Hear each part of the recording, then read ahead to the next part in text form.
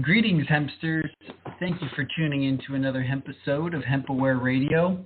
If you have a hemp company but need help marketing and driving sales or fine-tuning your website or maybe getting seen with some masterful branding and graphic design, web design services, then feel free to reach out to us on hempaware.com.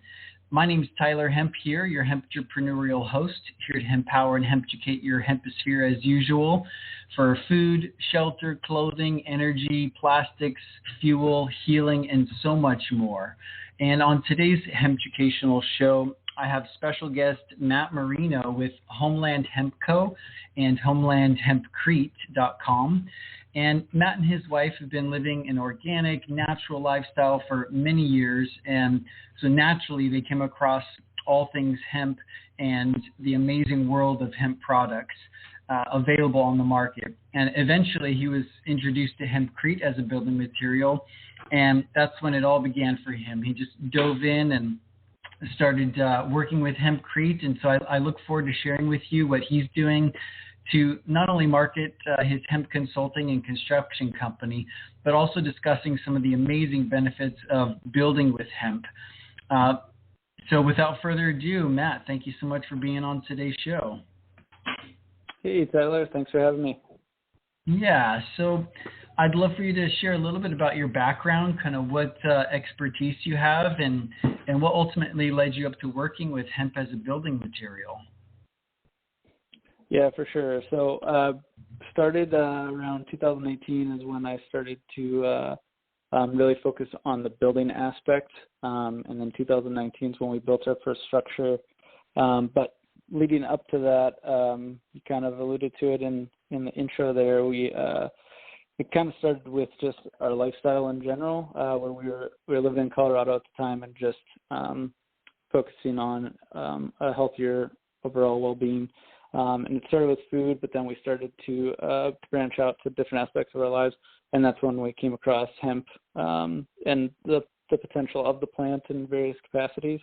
And so we first introduced like eating hemp food, and then CBD, those kinds of things, and then clothing, that kind of stuff. And then I came across building, and that's at that point we were kind of all in. We were like, we know we want to be involved in the industry. We just need to find where we fit in the best. And so that's kind of what led us to the building aspect. I've always either had a side business or projects of different kinds of building, woodworking, that kind of stuff. And then we have a rental property company where we do renovations and those kinds of things. And being able to look at it from a healthier perspective of how we can start to incorporate that into either remodels was the initial idea, and then it kind of moved into new construction, and that's where we're at today, kind of leading off from there, and now we're fully focused on building hempcrete houses. Right on. That's super exciting, and we all have our entry points and how we get into hemp, and so it seems like such a natural progression with your background and souping up and fixing up these rental apartments. It seems like a good natural progression to stick with your expertise but integrate something that you're passionate about.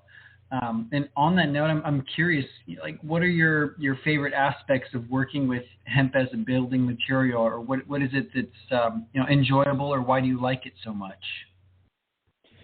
Yeah, I mean, there's a lot of benefits to the product or working with the material itself, but I think what most attracted me in the beginning, and it's still really just a great selling point, is that it's like compared to traditional building practices, there's a ton of complexity, and it's growing more and more every year with traditional building. When you look at a material like hemp or hempcrete, you're kind of flipping that upside down, where it's just sometimes nature does it best, and this is a perfect example of we're just really simplifying a whole process, and we're using natural materials to do it, and it happens to perform better than a traditional home in most cases. To where it's just like one of those eureka moments where it's like, why aren't we doing this? Yeah, for sure. Yeah, and on that note, I mean, what you're saying, nature does it best. It's basically hempcrete is 3 ingredients, right? It's just water, lime, and hemp fibers. Is that accurate? Yep. Yeah. So the hemp inner woody core part of the stalk, the hemp hurd, is the part that gets mixed into the mix. Looks similar to wood chips, but yeah, those are your only ingredients needed. You have your basic framing in place for supporting the roof, and then you infill your walls in various ways using hempcrete. So how does that compare to existing building materials? And if someone was to just build a standard home, like what other materials are they typically using that they would no longer need to be using because they're just doing hempcrete? Yeah, so you're eliminating pretty much after the structure is framed, everything thereafter kind of deviates with the hempcrete. So you're not going to do any kind of sheathing on the exterior, like any kind of plywood or OSB. You're not going to be doing that on the exterior. You're not going to be doing any kind of insulation in between the walls as far as like bad insulation or spray. You're not going to be doing sheetrock, paint, and then the more traditional sidings. You're going to avoid doing the vapor barriers and the any kind of sidings, and you'll just end up doing your framing will be similar to traditional framing with some minor differences. And then you'll do your hempcrete, which becomes your exterior wall, your interior wall, and the infill insulation as one solid mass material. And then you'll put a finish coat, ideally of plaster, a lime plaster on both the interior and the exterior. And that's it. So really wood, hempcrete, and lime, all you need. So if you wanted like colors or kind of a style, would you put, how would that work? You wouldn't want to paint these walls because you want them permeable, right? Correct. Yep, that's a good point. And that's why you don't want to put any kind of sheathing on, like the plywood or the drywalls, anything like that. You want to let hempcrete do what it does best and give it the ability to adjust with whatever the current climate is or the environment is like at the time. And so you don't want to inhibit its performance. So if you have a lime plaster on there, that's the most complementary finish you can put on to protect it from bulk moisture, those kinds of things, and pests, and gives you your air barrier.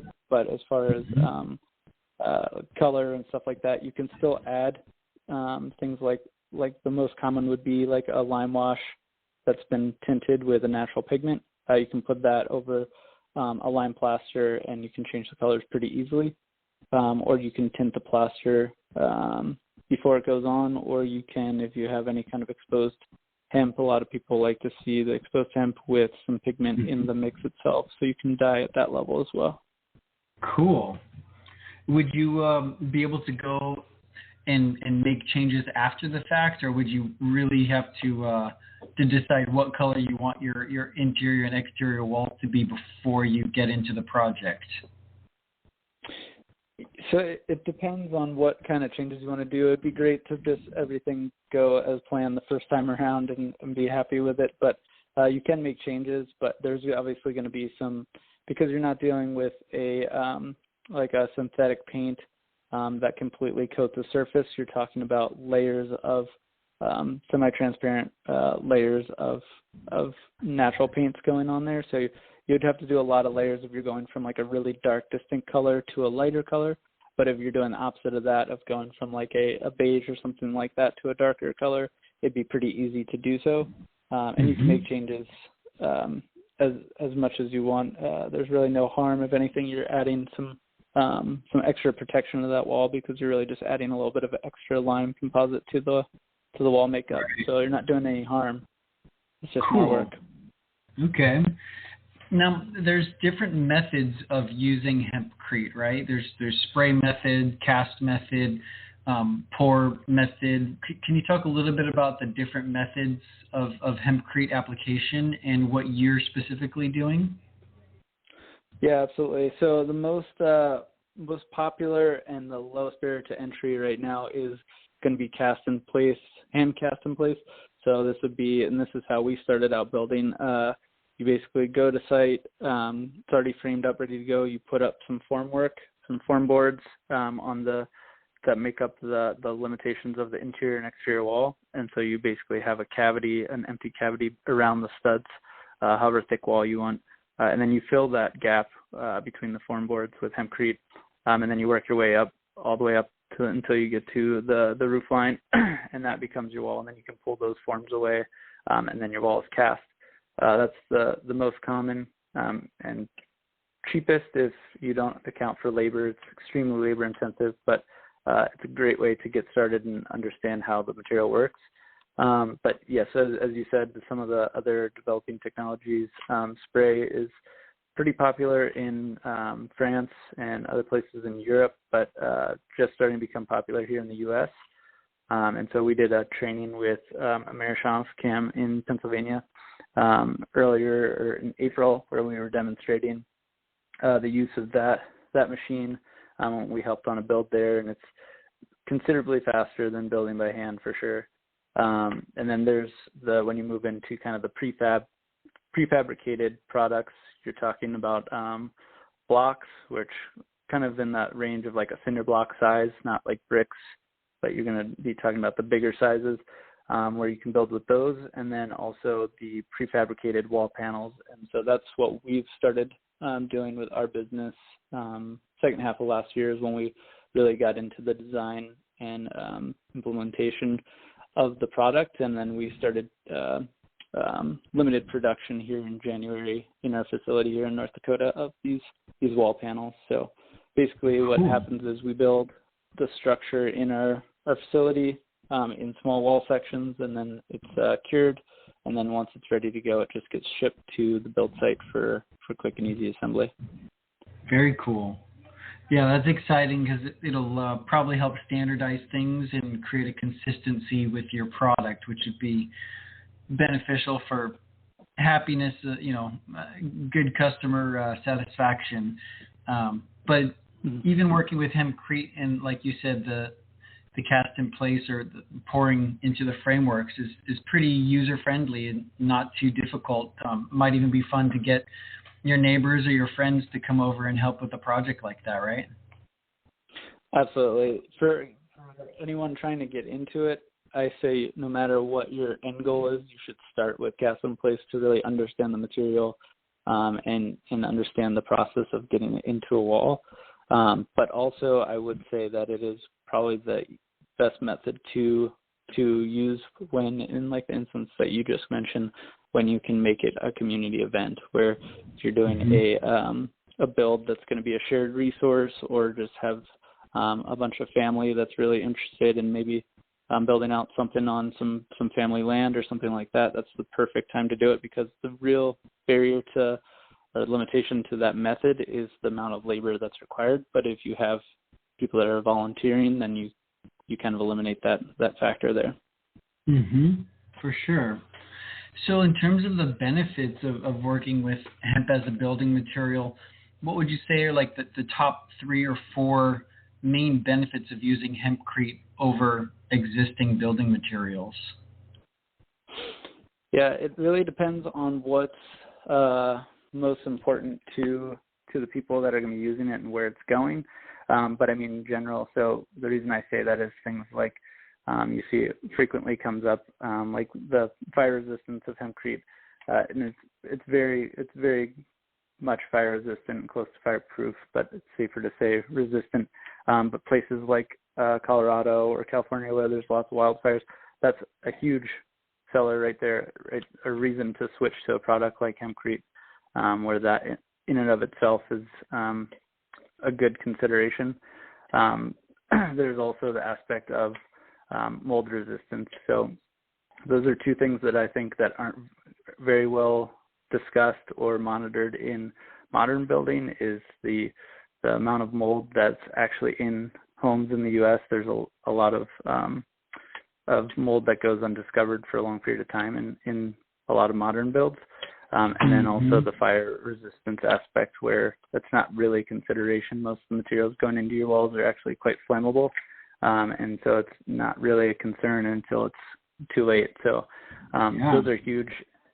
And then I would say the third would just be the thermal performance of the material. So you're getting you're getting a bit more out of the materials than just a traditional insulation.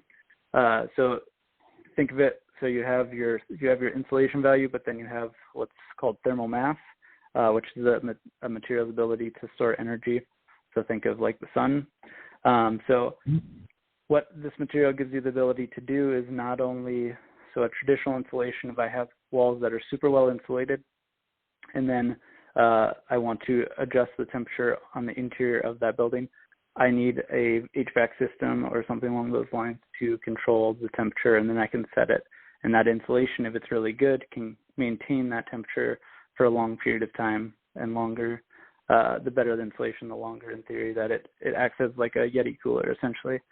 When you add thermal mass, you add the ability for temperature to be gathered from other sources like the sun, so that you can retain that thermal energy, and it can dissipate over time. And so your energy inputs are less mechanically from the interior as opposed to a traditional build, because you're using the outdoor environment to help control the climate of your interior environment.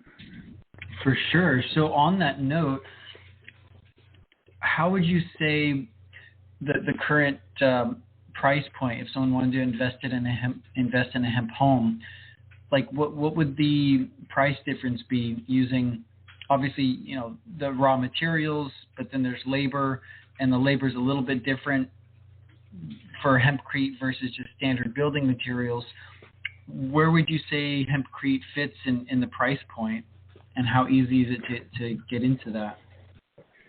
Yeah, that's a great question. So about 2 years ago, I did an analysis trying to figure that out a little bit, and prices have changed, and they've actually probably gotten a little bit worse for the time being as we're kind of going through supply chain growing pains and things like that. But my estimate was somewhere around 12% more than a traditional home. It's probably somewhere between 10 and 15%. But the question that actually needs to be asked, and I'm glad you brought it up, is more so the cost of ownership, and when that actually becomes, when it becomes more economical to own a hempcrete house versus a traditional home, even at where the prices are right now, where the prices are only going to come down from here. So what I mean is, when I build a house, if I build a house for my family, I'm not going to plan on living in it for just 1 year, in which case I would just pay the cost of construction, basically. But I'm going to be living there for at least 5 or 10 years, hopefully more than that. But what you have to consider is the operational efficiencies and costs that are associated with maintaining that structure. And so it's been said that there's a lot of variabilities in design and things like that, but it's been said that after 4 or 5 years, the hempcrete home becomes the same price, even when prices are high for raw materials for hempcrete, becomes about the same price as a traditional build. And then every year after that, it becomes more cost effective to live in a hempcrete house. So that's the best way to approach it. Think of it like buying organic food. It's going to cost you more upfront, but in the long term, you're probably doing your body good and hopefully saving some money and some getting a little bit of extra living out of your life towards the end. So there's a trade-off. That's a perfect analogy. So, consuming healthy foods and living a healthy lifestyle might cost you more money up front, but in the end, you're going to have a lot less medical bills and issues with your body that will end up costing you a lot more money, and that translates into a hemp home. Maybe up front, it'll be, like you said, 10, maybe 15% higher investment initially, but in the long run, I think you said after about 5 years, that break-even point starts declining to where you end up paying less to maintain the house, which is in the long run, you end up saving more money. And so if you can just come up with that initial investment that's a little bit higher and go through it, you're going to end up saving a lot more money in the long run, which is super exciting. Not only have a healthier home, but a more cost-effective home in the end. So that's great.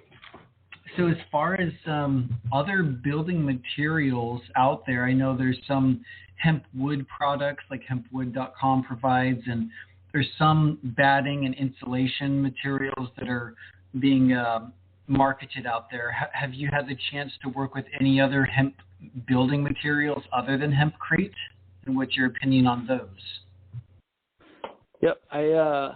So I mean, being in the hemp industry and kind of getting that the hemp bug, where you kind of just want to incorporate in all aspects of your life. I'm always open to trying different products and things and seeing how they work out. So I've used most of them. I use the hemp wood for decorative building kind of stuff, like shelving, stuff like that. And then we have used the hemp wool before, the insulation, the bed insulation. We've used that for a couple projects.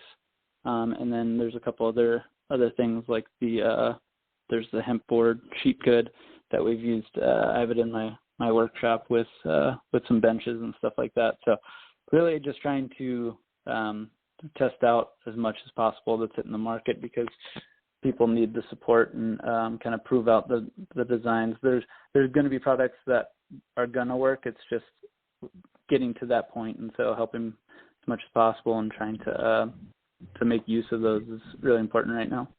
Mm-hmm. Yeah, so for those of you listening out there, if you're wanting to integrate other raw materials into your organic, sustainable hemp home, there are more finished products, or like the hemp wood, like you were saying, is more of paneling or I guess paneling you would call it. So if you wanted to do cabinets or kind of more finishing work, you could integrate other raw materials, hemp curtains and fabrics and things like that to really hemp it out, which is exciting. So to kind of shift gears a little bit here, I mean, you're a hemp entrepreneur in my mind, and you've got your consultancy helping people with construction projects, and I'm just curious, what are you currently doing to market your services and your hemp company? Yeah, so we do a good amount of, at this point, there's just a good, nice group of individuals or community that make up kind of the hemp building community in the U.S. And so we do a lot of word of mouth and in different groups that are talking about building and getting our name out there when it makes sense. And then also, I'd say we get a decent amount of interest through our website of people kind of learning in general about hemp building, and then in more detail about our product of how to implement it. Sometimes if you've done cast in place a time or two, you're sometimes looking for easier solutions, and people often stumble upon our services when in that path. So I'd say that's our main path right there, is through kind of word of mouth in the forums and then on our site as well.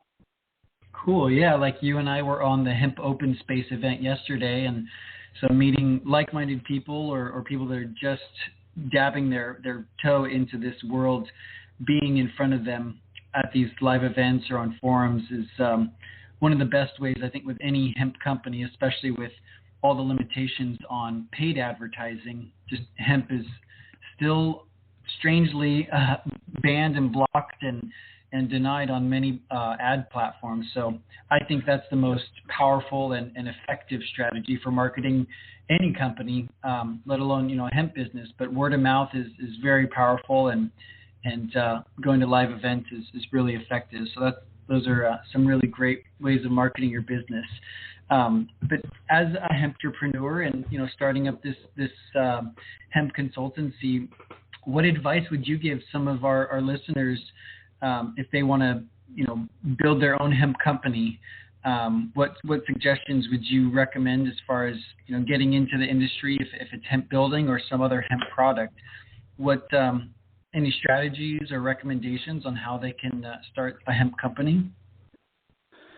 Yeah, so I would say, kind of piggybacking off of what you just said with the the open space, for instance, of trying to just get into as many conversations as possible. Because right now, and one of the things that I loved about the hemp industry when I got into it, and what I still love about it now, is that there's so much opportunity where you can pretty much anything that's of interest to you, you can find a way to make a business related to hemp out of that interest or that hobby. You just need to start to dabble and start to figure it out. And so having those conversations kind of helps figure out where the market is with what your potential market could be, as well as get some ideas of what might be working or what's already been done and might not work. So starting to have those conversations and learning as much as possible and making those connections, because we're all still learning quite a lot here in the U.S. market, and so the fastest way to grow is if we collaborate and work together. For sure. So finding the right people, if maybe you don't have the skills, but building a team of people that can fill in different elements or expertise to really make your vision come to fruition, I think that's essential for sure. So we just have a couple minutes left. I want to address, I think, something that's very important for anyone getting into a hemp building. What would you say are some of the biggest challenges or maybe mistakes that people might make when building a hemp house? And what would you recommend in terms of overcoming those challenges or maybe preventing some of those mistakes? Yeah, so I would say most importantly, start early with the whole process, whether you're building or looking to do building for other people. Either way, just as much information as possible, talking to people. I'm always open to talk to people that are interested in building, trying to get best practices, those kinds of things. And then just finding ways to try things out on a small scale before going too big. So right now, one thing to consider with really any part of the hemp industry is it's very new, and there's a lot of room to grow. But there's also if we do a bad job, we could shine a bad light or shed a bad light on the industry in certain ways. And so trying to overdo something before having properly tested it, those kinds of things, doesn't look good for the industry or for any individual. So trying to be collaborative and trying to gain as much information as possible about the market that you're after is going to be important. That's super valuable. So start slow, take your time, and absorb and gather as much information. Don't be afraid to ask questions. Don't be afraid to make mistakes, but at the same time, try to quickly learn from those mistakes so that you don't put out a bad rap for hemp as a building material. We want to really hone in our strategy to have this be an accepted building material. So you're absolutely right. It's important to consider not giving it a bad rap or going too big too fast and end up making some mistakes that you can't fix. So that's really good advice. Yeah. Where can people learn about? Yeah, go ahead. I was going to say, just to top that one off there, I know there's a quote out there somewhere where it's like, you can do anything, but you can't do everything. And I think we kind of touched on that yesterday in the hemp open space too. I think I heard it a couple times where that's the other piece, is just hone in on what you think your specialty could be, because there's too many things going on right now to where you can't be everything, and you really just need to focus on your spot, and the other pieces will come. But just being able to focus in on what you can do best, exactly. Because otherwise you'll be spinning wheels for years. Yeah, in fact, we have a free resource on hempaware.com. If you're listening to this, you go to hempaware.com. Just on the bottom section of the homepage, it's an ebook. It's called Do One Thing Hemp, and make your dot on the map. So do one thing. That's is perfect. Like DOT. So if you can focus your energy like a laser beam, it creates more movement. It creates more inspiration and it attracts energy when you have that laser focus. I really appreciate that insight. So as a parting comment, please feel free to share your website or how people can get a hold of you and work with you. So I would say the easiest thing would be just to go to my website, HomelandHempcrete.com, and check out. There's some information on hemp in general, or hemp building in general, and then on our products. So people can reach out to me if they're interested in that. But also just we do general consulting and things for traditional builds. Really, main goal for us is to help get more hempcrete homes built. So whether we're doing it or not, we like to help contribute to them if there's a need for it. So feel free to reach out to us as a resource as people are getting started as well. Right on. Well, thank you so much for being on today's show, Matt. It's been an honor and pleasure, and really look forward to seeing those hemp homes getting built with your services. Thank you so much for tuning into another hemp episode of HempAware Radio, everyone. This is your entrepreneurial host, Tyler Hemp, and we'll see you on the flip side. Thanks again, Matt. Thank you.